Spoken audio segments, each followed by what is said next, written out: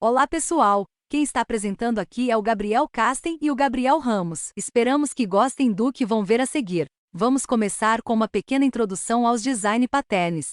Eles vieram do trabalho de um arquiteto chamado Christopher Alexander em meados da década de 70. O cara escreveu 2 livros que exemplificavam o uso e descrevia seu raciocínio para documentar os padrões para a arquitetura. Mas como programadores somos bons em copiar, mas não fazer igual, se é que me entendem. Em 1995, um grupo de 4 profissionais juntos escreveram e lançaram o livro Design Patterns, que contava com um catálogo de 23 padrões de projetos orientados a software. Essa ideia de documentar problemas recorrentes que aconteciam nos softwares surgiu através da ideia de Christopher Alexander, que também percebeu essa necessidade na sua área.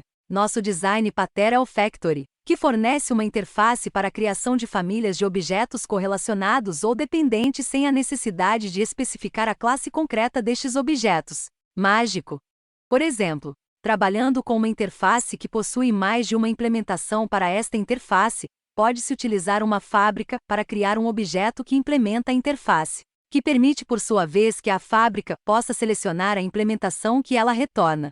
A utilização do Factory é útil quando você precisa criar objetos dinamicamente sem conhecer a classe de implementação, somente sua interface. Para exemplificar uma visualização das classes, temos o Product, que define a interface de objetos que o método de fábrica cria. O Concrete Product, que implementa a interface do produto. O Creator declara o método Factory, que retorna um objeto do tipo Product. O criador também pode definir uma implementação padrão do método de fábrica, que retorna um objeto Concrete Product padrão. Esse mesmo creator pode chamar o método de fábrica para criar um objeto Product. O Concrete Creator substitui o método de fábrica para retornar uma instância de um Concrete Product. Este código estrutural demonstra o método Factory oferecendo grande flexibilidade na criação de diferentes objetos.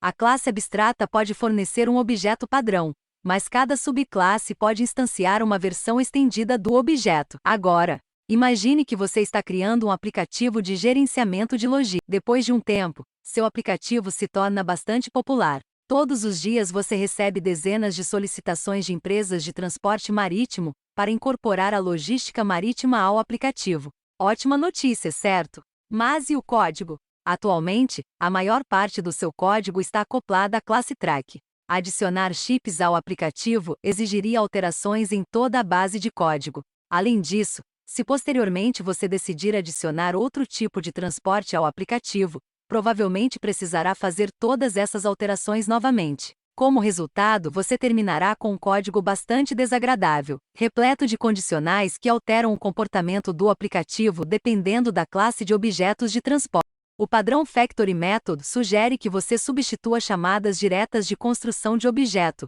usando o novo operador, por chamadas para um método de fábrica especial. Não crie pânico. Os objetos ainda são criados pelo novo operador, mas estão sendo chamados de dentro do método de fábrica. Objetos retornados por um método de fábrica geralmente são chamados de produtos. À primeira vista, essa mudança pode parecer inútil. Acabamos de mover a chamada do construtor de uma parte do programa para outra. No entanto, considere o seguinte: agora você pode substituir o método fábrica em uma subclasse e alterar a classe de produtos que está sendo criada pelo método. No entanto, há uma pequena limitação. As subclasses podem retornar diferentes tipos de produtos somente se esses produtos tiverem uma classe base ou interface comum. Além disso, o método fábrica na classe base deve ter seu tipo de retorno declarado como essa interface. Por exemplo, ambas as classes Track e Ship devem implementar a interface transporte, que declara um método chamado Delivery, cada classe implementando esse método de uma forma diferente. Onde caminhões entregam carga por terra,